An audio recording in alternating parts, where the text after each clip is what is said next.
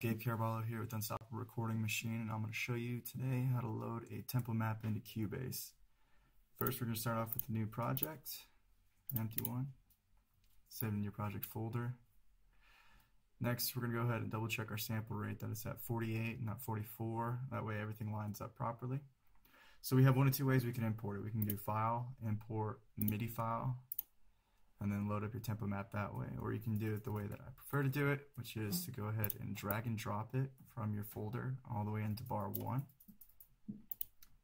Everything should be in there now. There it is. Now our next step is to import our session file. So you can import it again, or you can just go ahead and select all, and drag and drop them in, just like so. Different tracks. Since we already have a copy of them, we don't need to make another one. Hit OK.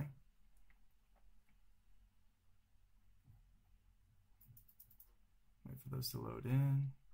There they are. Now the one thing we got to do is just make sure that all the transients are lining up here. So we have the drum intro, second half, chorus 3. Everything's lined up right where it needs to be. Next thing you got to do is start mixing. Thanks for watching.